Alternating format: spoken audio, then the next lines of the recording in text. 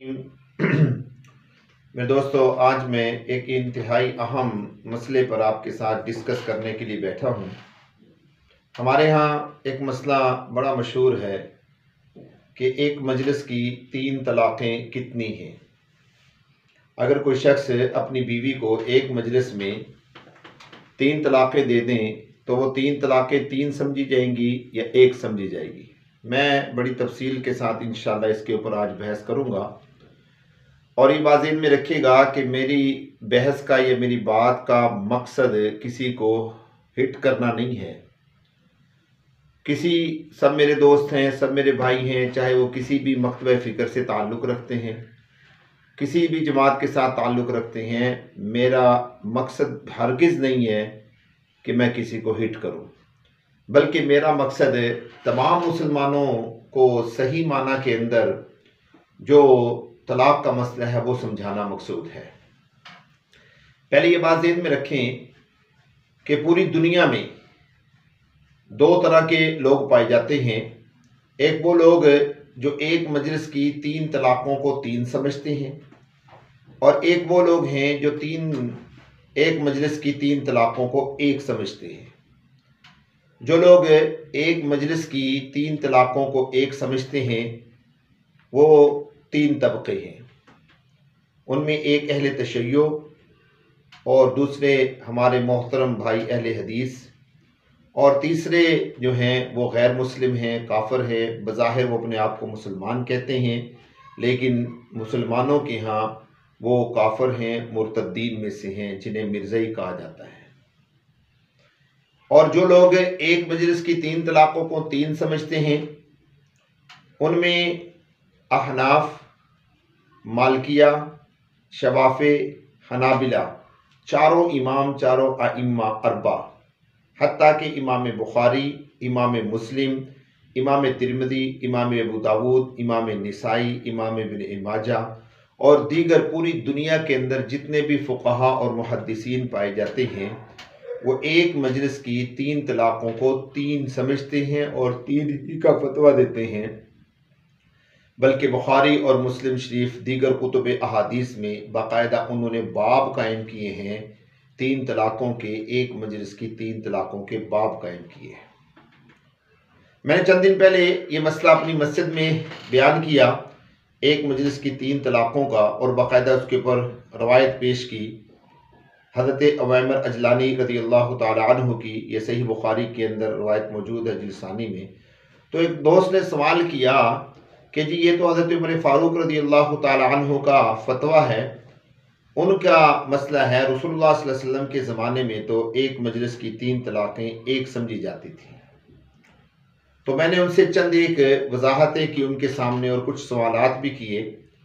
मैंने कहा कि रसूलुल्लाह सल्लल्लाहु अलैहि वसल्लम के ज़माने में एक मजलिस की 3 तलाक़ें 1 समझी जाती थी, इसमें कोई शक नहीं, 1 ही होती थी।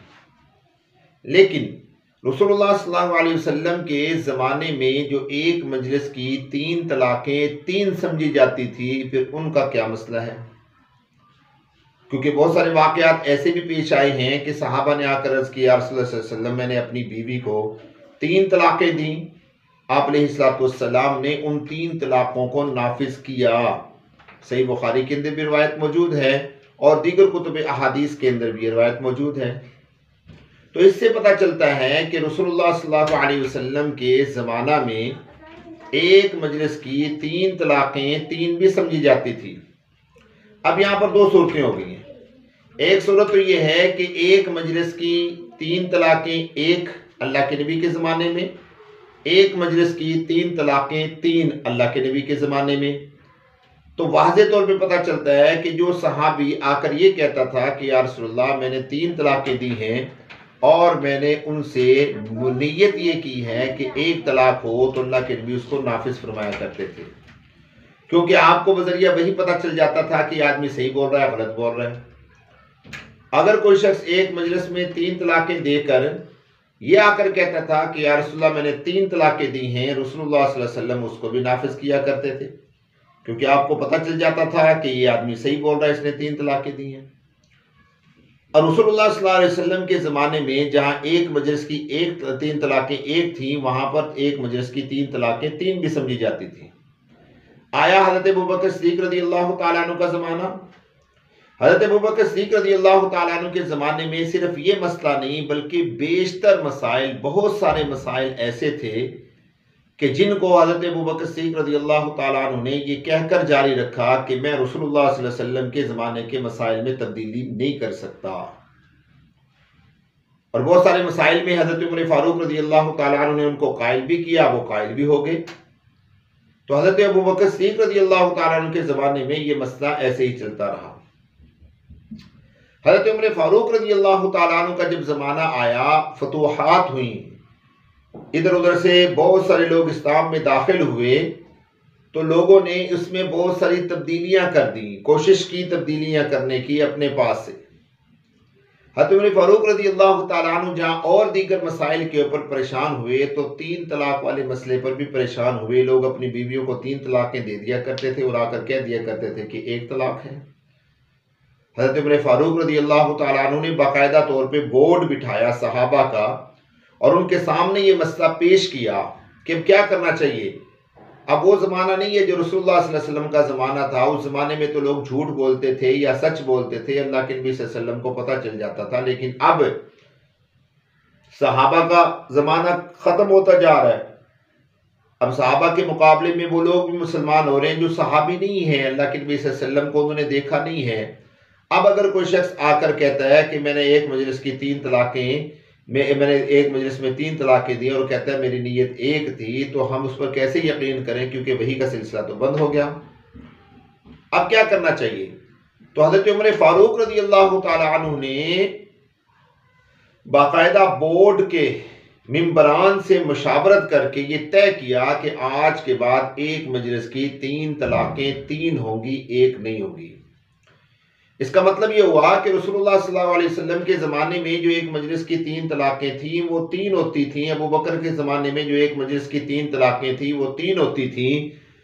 ادھر دوسری رائے بھی تھی، یعنی دوسری صورت بھی تھی، لیکن حضرت عمر فاروق رضی اللہ تعالیٰ عنہ نے ان باتوں کو مد نظر رکھتے ہوئے باقاعدہ طور پہ طے کر دیا کہ اب ایک مجلس کی تین طلاقیں تین ہوں گی۔ اور لوگ یہاں پر سوال کرتے ہیں کہ یہ تو حضرت عمر رضی اللہ تعالیٰ عنہ کا فتویٰ ہے۔ میرے دوستو یہاں پر دو باتیں ذہن میں رکھیے گا۔ ایک بات تو یہ ہے کہ اللہ کے پیارے پیغمبر نے واضح لفظ میں ارشاد فرمایا علیکم بسنتی و سنت الخلفاء الراشدین المہدیین، کہ تم میری سنت پر عمل کرو اور میرے خلفاء کی سنت پر عمل کرو۔ اس کا مطلب کیا ہوا کہ اللہ کے نبی نے حضرت عمر رضی اللہ تعالیٰ عنہ کی سنت پر بھی عمل کرنے کا حکم دیا۔ اور دوسرا جواب اس کا یہ ہے کہ دو راستے ہیں نا۔ ایک راستہ تو یہ ہے کہ حضرت عمر فاروق رضی اللہ تعالیٰ عنہ کہتے ہیں کہ ٹھیک ہے، آئندہ کے بعد جو آدمی ایک مجلس میں تین طلاقیں دے گا وہ تین نہیں ایک سمجھی جائیں گی۔ اور ایک یہ ہے کہ ایک مجلس کی تین طلاقیں تین سمجھی جائیں، متفق علیہ فتویٰ آ گیا صحابہ کے زمانے کا، پہلی صدی ہجری کا، اللہ کے پیارے پیغمبر کے دنیا سے جانے کے بعد 12-15 سال کے بعد، بلکہ اس سے بھی پہلے یہ فتویٰ آ گیا۔ آپ علیہ الصلوۃ والسلام نے ارشاد فرمایا لا تجتمع امتی علی الضلالہ، میری امت کبھی گمراہی پر جمع نہیں ہو سکتی۔ اب دو ہی راستے ہیں، ایک راستہ ہے ایک مجلس کی تین طلاق ایک سمجھی جائے، ایک مجلس کی تین طلاقیں تین سمجھی جائیں۔ اس حدیث پاک کی روشنی میں جب صحابہ جمع ہو گئے، صحابہ نے اجماع کر دیا، اس کا مطلب یہ ہوا کہ اللہ کے پیارے پیغمبر کی امت کبھی گمراہی پر جمع نہیں ہو سکتی۔ اور آخری بات آج کے سبق کی یہ ہے کہ لوگ یہ جو کہتے ہیں کہ اب سپریم کورٹ نے بھی فیصلہ کر دیا کہ ایک مجلس کی تین طلاقیں تین نہیں ہوں گی، وہ ایسا نہیں ہے۔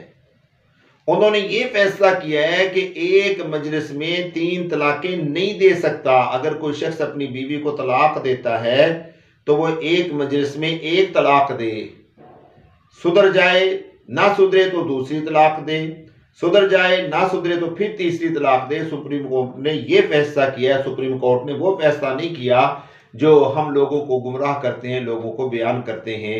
اللہ رب العزت مجھے اور آپ کو اس مسئلے کو سمجھنے کی توفیق عطا فرمائے۔ اگر کوئی شخص سوال کرنا چاہتا ہے تو ہم سے رابطہ کرے، انشاءاللہ العزیز ہم اس کو تسلی بخش جواب بھی دیں گے۔ اللہ ہم سب کو فہم نصیب فرمائے۔